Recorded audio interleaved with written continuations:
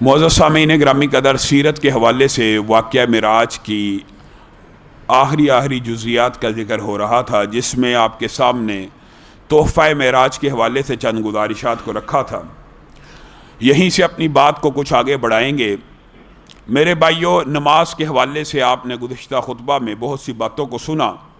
ان میں سے ایک بات یہ بھی ہے کہ نبی کریم صلی اللہ علیہ وسلم نے صحابہ سے مخاطب ہو کے یہ بات کہی تھی کہ تمہارا اس بندے کے بارے میں کیا گمان ہے جو دن میں 5 مرتبہ غسل کرتا ہو، اس کے گھر کے سامنے نہر بہتی ہو، اس نہر میں جب کوئی میل کچیل لگے غسل کر لے، کیا اس کے جسم پہ کوئی میل کچیل باقی رہے گی؟ صحابہ نے کہا یہ کیسے ممکن ہے؟ ایک بندہ صاف ستھری نہر میں 5 مرتبہ غسل کرتا ہے اور اس کے جسم پہ میل کچیل باقی رہے؟ تو رسول اللہ صلی اللہ علیہ وسلم نے، بہت سے لوگ یہ بات سمجھتے ہیں نماز صرف فرض ہے اور فرض کو ادا کر لینا یہ ضروری تو ہے، یہ اللہ کے اوپر کوئی احسان نہیں ہے، ہماری ذمہ داری، یہ لائبلٹی ہے، لیکن اس کا اجر و ثواب کتنا ہے؟ رسول اللہ یہ بیان کر رہے ہیں کہ 5 نمازوں کی مثال بھی ایسے ہی ہے کہ کوئی انسان جس طرح 5 وقت نہر میں غسل کرتا ہے اور اس کے جسم پہ کوئی میل کچیل باقی نہیں رہتی، اسی طرح جو بندہ 5 وقت وضو کرتا ہے اس کے جسم کے اوپر سے گناہ جھڑنا شروع ہو جاتے ہیں۔ جب اللہ کی بارگاہ میں آ کے رکوع سجدہ کرتا ہے تو اس کی مثال اسی غسل کرنے والے جیسی ہے، جس طرح اس کے جسم پہ کوئی میل کچیل باقی نہیں رہتی، اس طرح 5 وقت کے نمازی کے جسم کے اندر، جسم کے باہر، روح کے اندر، روح کے باہر، جسم کی بیرونی ساخت کے اندر اور جسم کی اندرونی ساخت میں ایک بھی گناہ باقی نہیں رہتا۔ ہاں، جو گناہ باقی رہتے ہیں ان کی تفاصیل بھی رسول اللہ نے بیان کر دی۔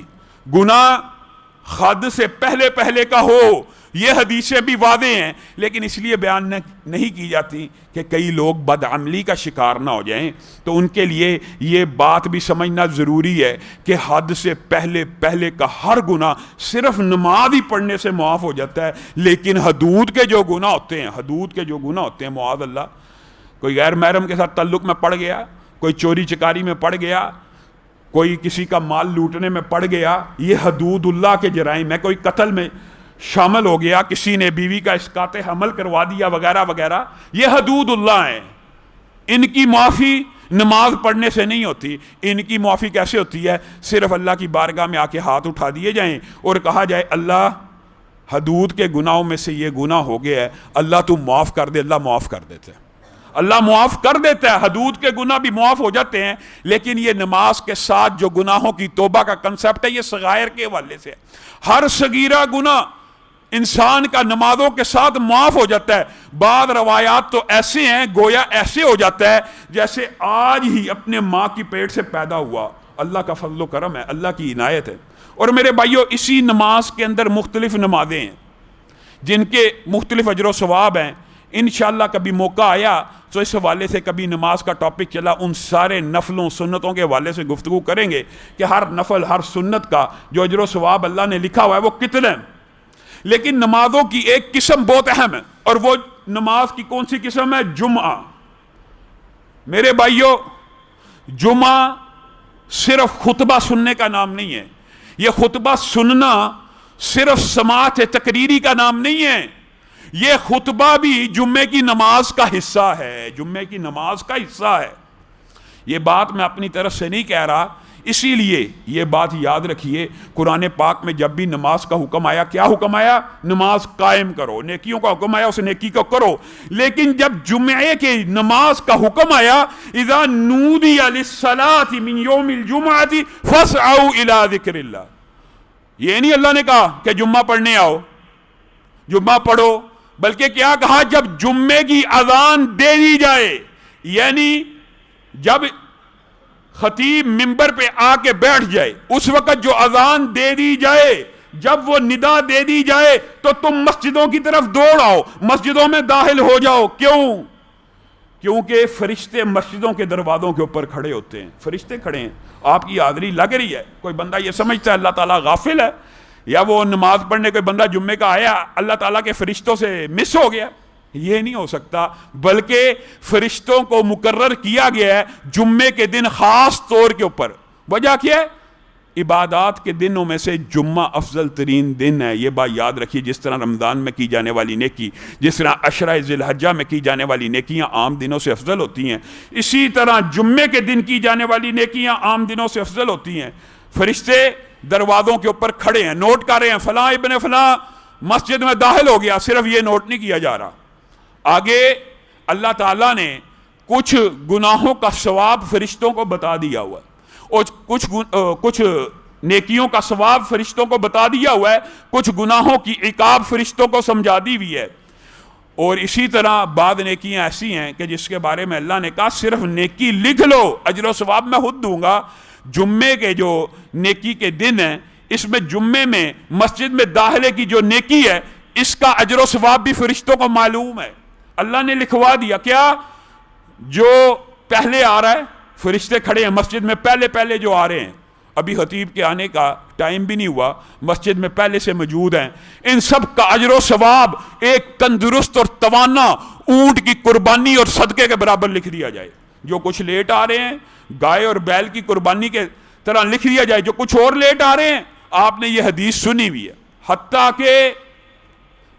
کہ جو سب سے آخر میں آ رہا ہے اس کے لیے بھی انڈوں کے صدقے کا ثواب تو ہے، مرغی کے صدقے کا ثواب تو ہے، لیکن ایک بات آئی ہے، ضمنی طور پہ آئی ہے، تو آپ کو میں سمجھا دینا چاہتا ہوں میرے بھائیو۔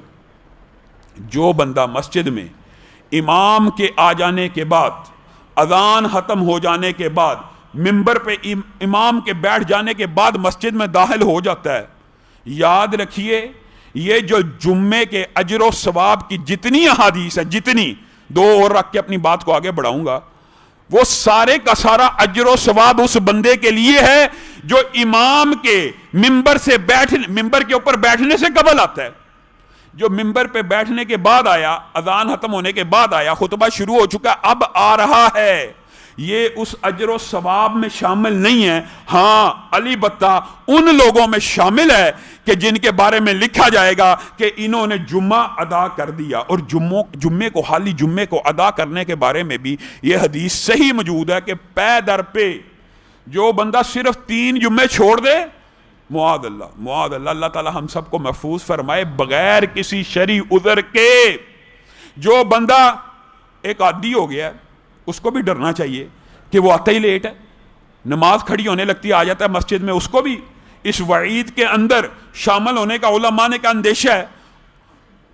اصل میں خطرہ تو انہی لوگوں کا جو امام سے پہلے مسجد میں آ جاتے ہیں، وہ تو جمعے کی فضائل کی جتنی احادیث ہیں سب میں شامل ہو جاتے ہیں۔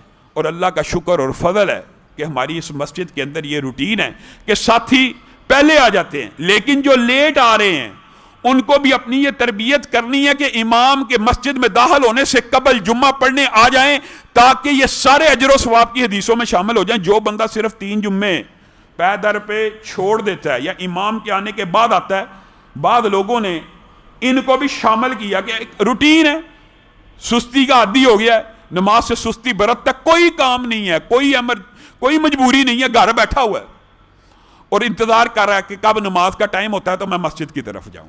یہ بندہ اس وعید میں اس لیے شامل ہے کہ اس کے پاس شرعی عذر ہی کوئی نہیں، اس کے پاس کوئی دلیل ہی نہیں، یہ کس وجہ سے جمعے سے پیچھے رہا ہے۔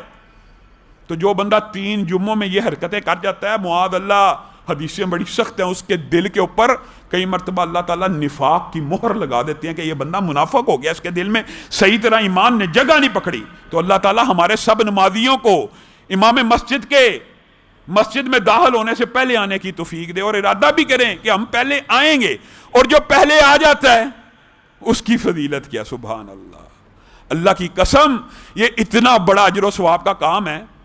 رمضان کی راتیں آتی ہیں، ہم سب تھکتے ہیں، قیام کرتے ہیں، اللہ کا شکر ہے مسلمان رمضان میں، عشرہ ذی الحجہ میں، اور پیر اور جمعرات کا روزہ رکھ کے اور جمعے کے دن کچھ باتیں کرتے ہیں۔ شکر ہے اللہ کا کہ ابھی کچھ باتیں اسلام کی، ایمان کی باقی ہیں، لیکن جو رمضان میں پورا مہینہ تھکا جاتا ہے، آپ بتائیے اس کے لیے آپ اور میں، ہر بندہ سٹرگل، محنت کرتا ہے، امام کے پیچھے پورا دن کا روزہ رکھتا ہے، رات کا قیام کرتا ہے، 1 مہینہ۔ اور نبی کریم صلی اللہ علیہ وسلم آپ کی آسانی کے لیے کیا کہہ رہے ہیں؟ جو بندہ جمعے کے دن امام کے ممبر پر بیٹھنے سے قبل مسجد میں آ کے داخل ہو گیا، مسجد میں صرف آگے داخل ہو گیا, گھر سے وضو کر کے آیا, امام کے آنے سے قبل مسجد میں بیٹھا ہوا ہے, اور اب امام آ گیا, اس نے پورا خطبہ کوشش کی. یہ تو انسانی استطاعت ہے کہ کوشش کرنی ہے بس, کہ پوری توجہ سے سنا گیا, صرف کوشش ہے. اس کے اندر پابندی نہیں ہے کہ سمجھ آیا یا نہیں آیا, سمجھ آنا یا نہ آنا بھی بات نہیں ہے. مثلا آپ سعودیہ چلے گئے, آپ کو عربی زبان سمجھ نہیں آ رہی, آپ صرف کوشش کر رہے ہیں, بیٹھے ہوئے ہیں. ہر بندہ جو گھر سے نکلا منبر پہ آنے سے قبل مسجد میں صرف بیٹھ گیا, اس کا اجر و ثواب کیا ہے؟ نبی کریم صلی اللہ علیہ وسلم نے کہا گھر سے جب نکلا جتنے قدم اٹھائے, ہر قدم کے بدلے میں 1 سال کے قیام اور 1 سال کے صیام کا ثواب ہے. بتائیے 1 سال کے, ہم 1 مہینے کے لیے کتنی محنت کرتے ہیں, سٹرگل کرتے ہیں, اور واقعی اس کا بھی اجر و ثواب الگ ہے. اللہ تعالیٰ آپ کو ہر جمعے یہ موقع دے رہا ہے کہ امام مسجد کے آنے سے قبل مسجد میں آ جاؤ. اللہ تعالیٰ 1 سال کا ایک اگر جمعے کا بھی اجر و ثواب ہو, تھوڑا نہیں ہے, لیکن اللہ تعالیٰ اجر و ثواب کیسے بڑھا رہا ہے اللہ کو پتہ ہے. اور یہ اجر و ثواب اس قدر زیادہ چند عبادات کے کیوں ہیں؟ کیونکہ اللہ کو پتہ ہے یہ میرے بندے غافل ہیں, یہ میرے بندے گناہوں کے ڈھیر لے کے آئیں گے, تو ان گناہوں کے ڈھیر کو کیسے بیلنس کیا جائے گا؟ 1 قدم کے بدلے میں جب 1 سال کا قیام اور صیام لکھا ہوگا, تب بھی بندوں کے اتنے گناہ ہیں جو برابر ہو سکتے ہیں, یا بندہ 50% سے آگے نکل سکتا ہے. اور اللہ کا یہ کتنا بڑا احسان ہے. اللہ تعالیٰ نے پاسنگ مارکس 50.00001 بس پاسنگ مارکس. آدھی زندگی نہیں, گناہ تو ایک ہی لکھا جاتا ہے, آدھی زندگی کی بات نہیں ہے. انسان گناہوں سے بڑا ہو, لیکن اللہ کی یہ جو فرائض ہیں, یہ جو احکامات ہیں, صرف ان کی طرف توجہ کرنے والا ہو. بتائیے ایک ہی جمعے کے وقت بندہ کتنے قدم آتا ہے؟ جو کچھ دور رہتے ہیں ان کے لیے کتنی مبارک اور برکت کی بات ہے. کچھ مسجدوں کے قریب اللہ کا شکر ہے لوگ گھر لیتے ہیں. آج کل تو لوگ مسجدوں کے قریب اس لیے گھر لیتے ہیں کہ مسجد میں چلو نماز تو پکی ہو, اور اچھی بات ہے, لینا چاہیے, لیکن نبی کریم صحابہ کی ٹریننگ کیا کرتے تھے؟ مسجد سے دور کر لو. کیوں؟ جتنے قدم آؤ گے لکھے جائیں گے, جتنے قدم جاؤ گے وہ بھی لکھے جائیں گے. اب یہ جو قدموں کا لکھا جانا ہے, اس کے بدلے جو اجر و ثواب ہے یہ کس قدر زیادہ ہے. اور یہی صرف فضیلت نہیں ہے امام کے آنے سے قبل مسجد میں داخل ہونے والے کی, بلکہ رسول اللہ نے یہ فضیلت اور بھی بیان کی جو امام سے پہلے آ گیا, اور آ گیا صرف اب یہ جمعہ پڑھ لیا. یہ بہت بڑی اجر و ثواب کی باتیں, اور صحابہ ان کو صرف اس لیے بیان کر گئے ہیں کہ کہیں ان سے یہ پوچھنا ہو جائے کہ دین کی کوئی بات چھپا تو نہیں گئے, نہیں تو حضرت عمر کئی مرتبہ غصے میں آ جاتے تھے. ابو ہریرہ کو یاد ہے, صحابہ کو دکا مار دیا, خبردار تو نے یہ بات بتائی لوگوں کو, لوگ عمل چھوڑ دیں گے, یہاں تک.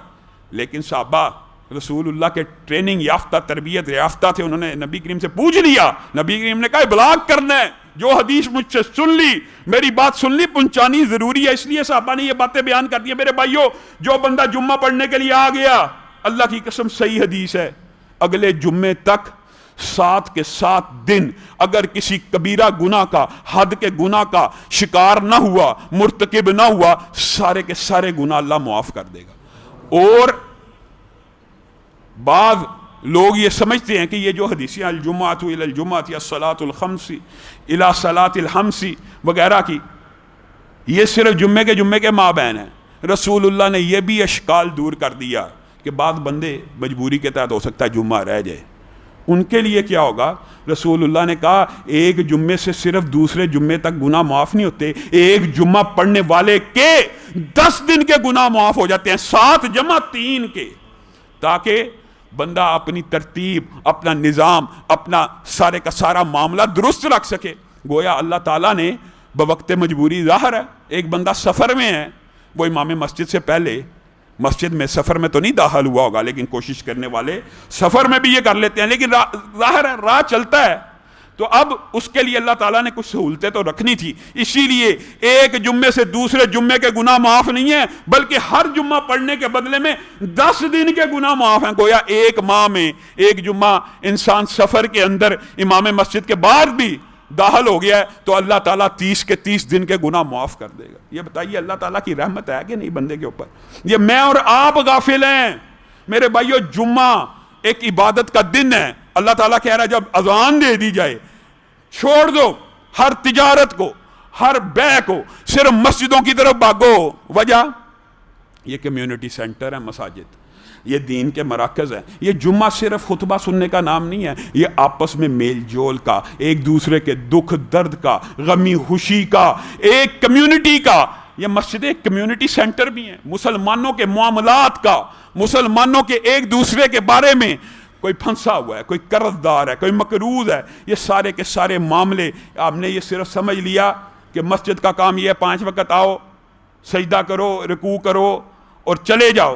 میرے بھائیوں، پہلے بھی آپ کے سامنے بارہا اس بات کو رکھا ہے، اللہ کی قسم، کفار کو بھی، یہود کو بھی، دنیا کے سب سے زیادہ جو مسلمانوں کے دشمن ہیں ان کو بھی کوئی ٹینشن نہیں. تو 10 سال نہیں 100 سال مسجد میں پڑا رہے، اللہ کے نعرے لگاتا رہے، اللہ کے نعرے لگاتا رہے، سبحان اللہ کہتا رہے، اس کو تیرے سے کوئی تکلیف نہیں. تکلیف کب ہوگی؟ جب تو مسجد کو کمیونٹی سینٹر بنائے گا، جب تو مسجد کو معاشرے کا ایک اکائی بنانے کی کوشش کرے گا، جب تو یہ بات کہے گا کہ رسول اللہ صرف مسجد کے امام نہیں ہیں، رسول اللہ کی امامت مسجد کے علاوہ بازار میں بھی ہے، تجارت میں بھی ہے، ریاست میں بھی ہے، سیاست میں بھی ہے. یہ مسجد کا ماحول پورے معاشرے پہ لاگو ہوگا. جب تو یہ بات کرے گا ساری دنیا کے کافر تیرے دشمن ہو جائیں گے. کیا مطلب؟ جب آپ اقامت دین کی بات کریں گے، جب آپ یہ بات کریں گے، کہیں گے نا کہ دین کو ریاست کا مذہب ہونا چاہیے، دین ریاست کے اندر ہونا چاہیے، دین سیاست کے اندر ہونا چاہیے، دین معیشت و معاشرت و اخلاق کے اندر ہونا چاہیے، تب ان کو تکلیف ہوتی ہے. ورنہ کوئی تکلیف نہیں، کوئی تکلیف ہی نہیں. اگر آپ کہیں گے عدالتوں میں دین ہوگا، تکلیف ہوگی. اگر آپ کہیں گے پریزیڈنسی میں دین ہو، تکلیف ہوگی. اگر صرف مسجد کے اندر تک آپ دین رکھیں گے. اور میرے بھائیوں، آج ہم اتنی بڑی غفلت میں ہیں، اور میں بات اپنے لوگوں کو بھی کہنا چاہتا ہوں، کیسا منہج بیان کرتے ہیں ماشاءاللہ. جی ہمارے منہج میں حصول اقتدار حرام ہے، اقتدار کی کوشش کرنا، قوت نافذہ کی کوشش کرنا حرام ہے. مولویوں کو تانے دیے جاتے ہیں، یہ جی مولوی ممبر پہ بیٹھ کے سیاسی بات کرتا ہے. یہ اتنی بڑی بدبختی ہے، یہ کہاں سے فلسفہ ہے؟ یہ سیکولرزم ہے. اگر کوئی بندہ یہ بات سمجھتا ہے کہ مولوی کو صرف دین کی بات کرنی چاہیے اور مسجد کی بات کرنی چاہیے اور عبادات اور نفلوں کی بات کرنی چاہیے اور دنیا کے معاملوں کو ایڈریس نہیں کرنا چاہیے، تو وہ سیکولرزم کا شکار ہو چکا، وہ بندہ سیکولر ہے. دین دنیا کو گزارنے کا نام ہے. دین آیا ہی دنیا گزارنے کے طریقے جانچنے پرکھنے، ان کے اوپر عمل کرنے کے لیے. دین اور کس لیے آیا؟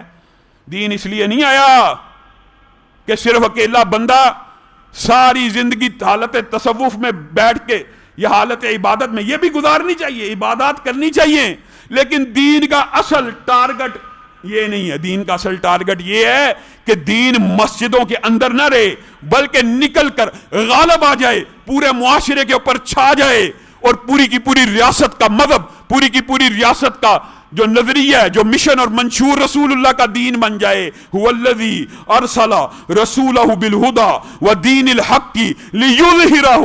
اللہ تعالیٰ نے یہ دین اس لیے نہیں بنایا کہ صرف اللہ کے نعرے لگائے جائیں، یہ دین اس لیے آیا ہے کہ اس کو تخت تک پہنچایا جائے. اور رسول اللہ کی ساری زندگی کی جو سٹرگل اور محنت ہے وہ اسی لیے ہے. آپ نے رسول اللہ کی عبادت کی زندگی کا تذکرہ کیا، لیکن جو سٹرگل اور محنت اقامت دین کے لیے کی وہ چھوڑ دی.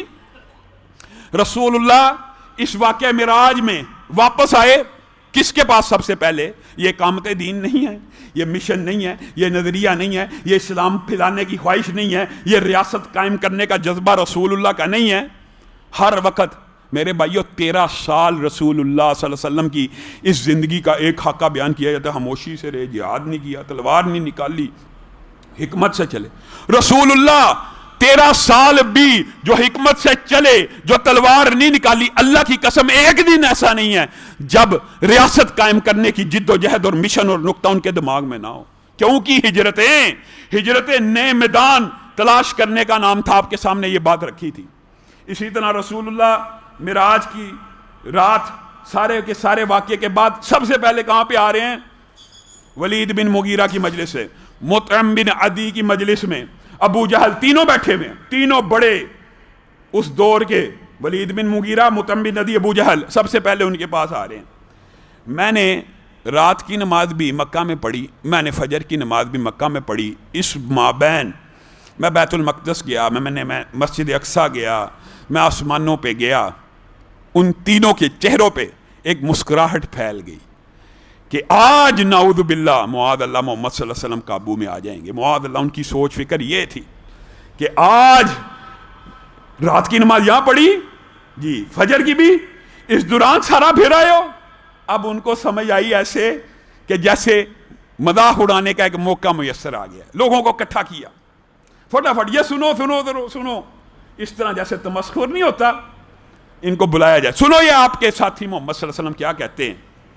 ان میں اپنے پاؤں پہ کلاڑا اللہ تعالیٰ کی طرف سے یہ دیکھیں، بعض ایسوں کو بھی بلا لائے جنہوں نے مسجد اقصیٰ دیکھی ہوئی تھی، جنہوں نے وہ سارے مناظر دیکھے ہوئے تھے۔ یہ محمد صلی اللہ علیہ وسلم کہہ رہے ہیں کہ میں مسجد اقصیٰ راتوں رات ہو کے آیا ہوں۔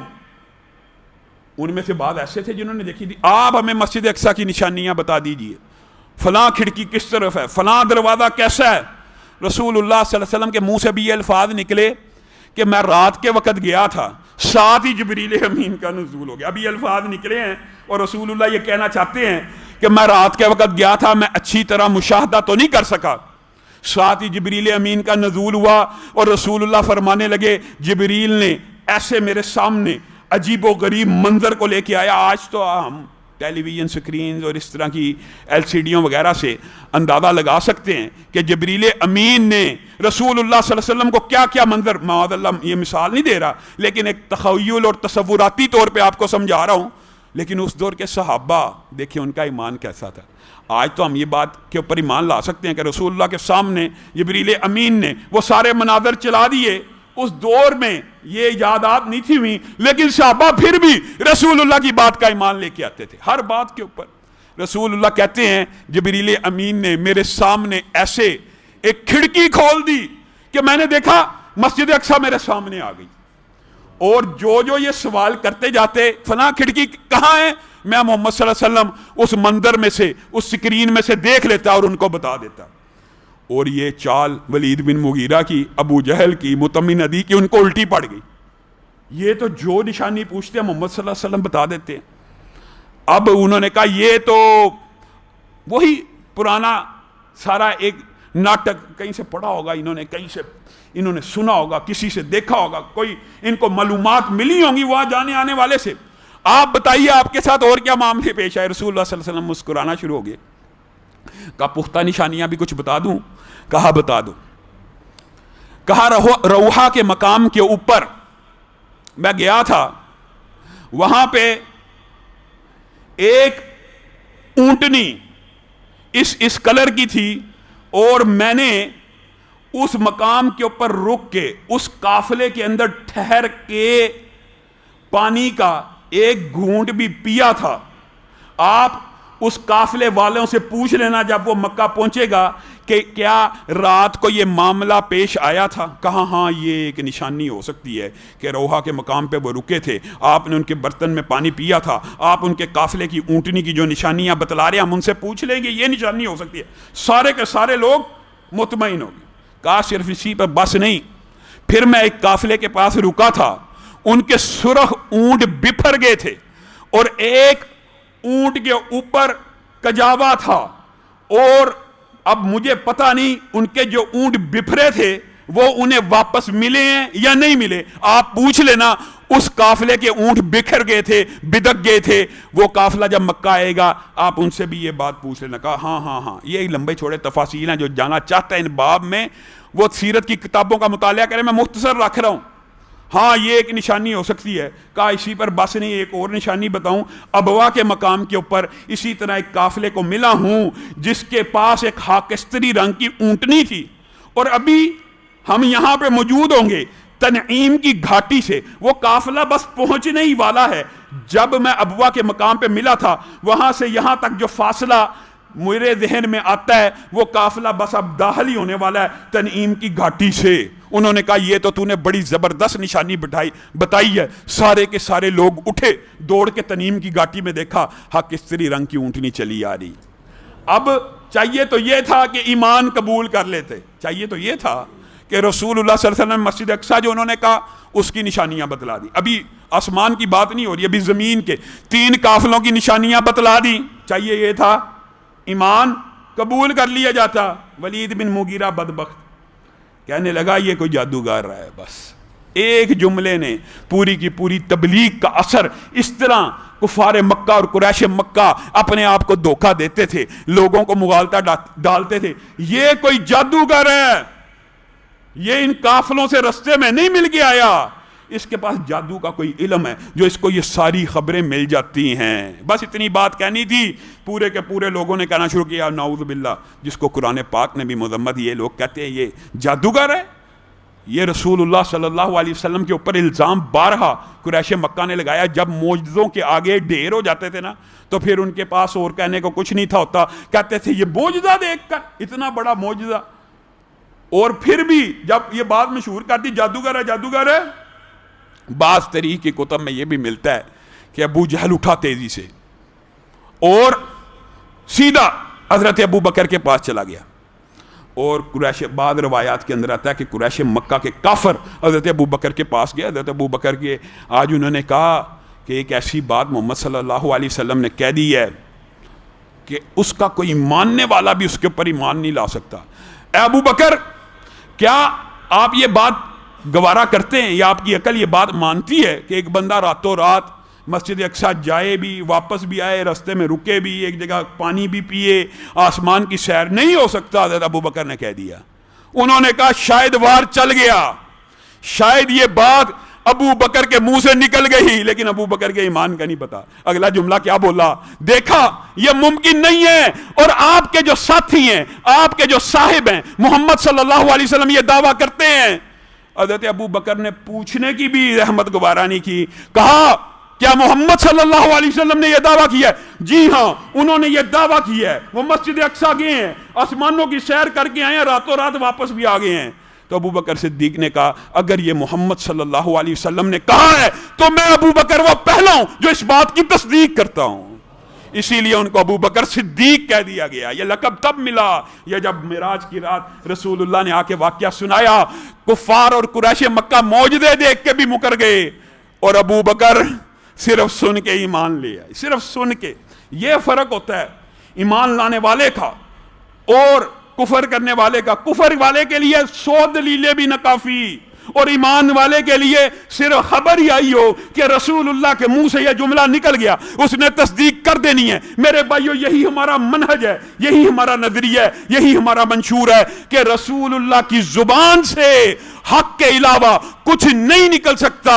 ما یخرج منہ الا حق, رسول اللہ نے کہا میرے منہ سے حق کے علاوہ کچھ نہیں نکل سکتا. یہی میرا آپ کا منہج ہے, یہی میرا آپ کا نظریہ ہے, یہی میرا آپ کا منشور ہے کہ بس رسول اللہ کی بات سن لی, صرف یہ ثابت ہو جائے کہ کہا رسول اللہ نے ہے, صحیح سند سے پتہ چل جائے, پھر عقل نہیں چل سکتی, پھر کوئی چیز نہیں چل سکتی. پھر کیا کہنا ہے کہ ہم ایمان لے آئے, رسول اللہ نے کہہ دیا ختم.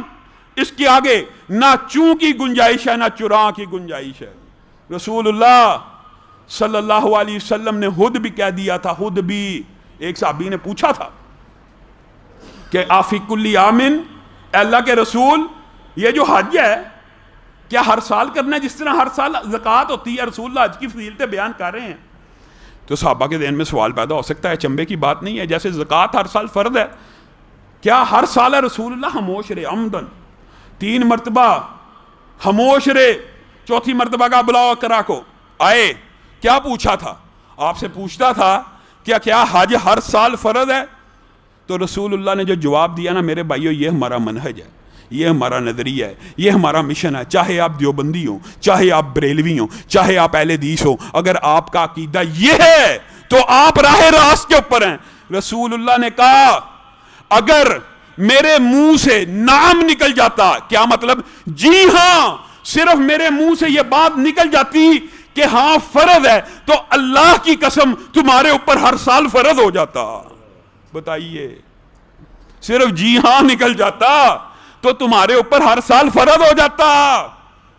اور یہاں پہ رسول اللہ کہتے رہے کہ یہ کام نہ کرو فرض نہیں ہے, نماز اس طرح پڑھو فرض نہیں ہے, فاتحہ کے بغیر نہیں ہونی، فرض نہیں ہے۔ میں یہ کوئی متعصبانہ بات نہیں کہہ رہا، میں صرف آپ کو ایک نظریہ سمجھانا چاہتا ہوں کہ رسول اللہ کی بات اگر تیرے تک صحیح سند سے پہنچ گئی اور تیرے علماء، میرے علماء، علماء حدیث نے کہہ دیا یہ حدیث صحیح ہے، پھر آگے عقل نہیں چلانی، پھر آگے یہ نہیں کہنا میرا مولوی کیا کہتا ہے، میرا مفتی کیا کہتا ہے۔ دنیا کے سارے مفتی مولوی جمع ہو جائیں، رسول اللہ کی حدیث ایک طرف ہو، ان کے سب کے اقوال کو رد کر دیا جائے گا، رسول اللہ کی بات کو نافذ کیا جائے گا۔ یہی عام فہم سیرت جو ہم پڑھ رہے ہیں، اس کا تقاضا کیا ہے؟ اس کو سمجھنے کا، اس کو بیان کرنے کا تقاضا یہ ہے، یہ جو افضل ترین ذات ہے، یہ جو اعلیٰ ترین ذات ہے، جس کی ہم سیرت پڑھ رہے ہیں، جس کی ذات اتنی اعلیٰ ہے، اس کی بات بھی اتنی اعلیٰ، اللہ تعالیٰ جو کہا گیا، جو سنا گیا، اس کو سمجھنے کی توفیق عنایت